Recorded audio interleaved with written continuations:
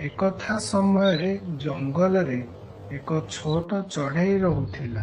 ସେଥିରେ ଗୋଟିଏ ବଡ଼ର ଶକ୍ତିଶାଳୀ ବୃଷ ଷଣ୍ଢ ମଧ୍ୟ ଥିଲା। ଏକ ଦିନ ବହୁତ ବର୍ଷା ପଡ଼ିଲା। ଚଢ଼େଇର ଗୋଶାଲା ଭାଙ୍ଗିଗଲା ଏବଂ ସେ କାନ୍ଦି କାନ୍ଦି ବୃଷ ପାଖକୁ ଗଲା। ଭାଇର ମୋର ଘର ନାହିଁ, ମୁଁ କେଉଁଠି ରହିବି? ଚଢ଼େଇ କହିଲା। ବୃଷ କହିଲା, ତୁମେ ମୋର ପିଠିରେ ଘର ବନାଇ ଦିଅ, କେହି ତାହା ଭାଙ୍ଗି ପାରିବେ ନାହିଁ। ଚଢ଼େଇ ବୃଷର ପିଠିରେ ଛୋଟ ଗୋଶାଲା ବନାଇଲା। ସେଥିଠାରୁ ସେ ସୁରକ୍ଷିତ ରହିଲା। ଛୋଟ ବାଡ଼ିର ବଡ଼ ସାଥୀ ସମୟରେ ସାହାଯ୍ୟ ମିଳିଲେ ଜୀବନ ସୁନ୍ଦର ହୁଏ।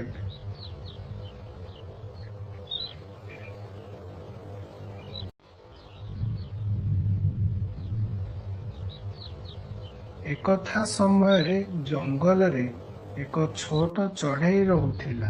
ସେଥିରେ ଗୋଟିଏ ବଡ଼ର ଶକ୍ତିଶାଳୀ ବୃଷ ଷଣ୍ଢ ମଧ୍ୟ ଥିଲା। ଏକ ଦିନ ବହୁତ ବର୍ଷା ପଡ଼ିଲା। ଚଢ଼େଇର ଗୋଶାଲା ଭାଙ୍ଗିଗଲା ଏବଂ ସେ କାନ୍ଦି କାନ୍ଦି ବୃଷ ପାଖକୁ ଗଲା। ଭାଇର ମୋର ଘର ନାହିଁ, ମୁଁ କେଉଁଠି ରହିବି? ଚଢ଼େଇ କହିଲା। ବୃଷ କହିଲା, ତୁମେ ମୋର ପିଠିରେ ଘର ବନାଇ ଦିଅ, କେହି ତାହା ଭାଙ୍ଗି ପାରିବେ ନାହିଁ। ଚଢ଼େଇ ବୃଷର ପିଠିରେ ଛୋଟ ଗୋଶାଲା ବନାଇଲା। ସେଥିଠାରୁ ସେ ସୁରକ୍ଷିତ ରହିଲା। ଛୋଟ ବାଡ଼ିର ବଡ଼ ସାଥୀ ସମୟରେ ସାହାଯ୍ୟ ମିଳିଲେ ଜୀବନ ସୁନ୍ଦର ହୁଏ।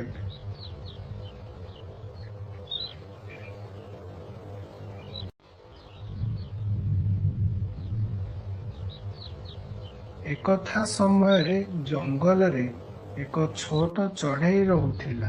ସେଥିରେ ଗୋଟିଏ ବଡ଼ର ଶକ୍ତିଶାଳୀ ବୃଷ ଷଣ୍ଢ ମଧ୍ୟ ଥିଲା।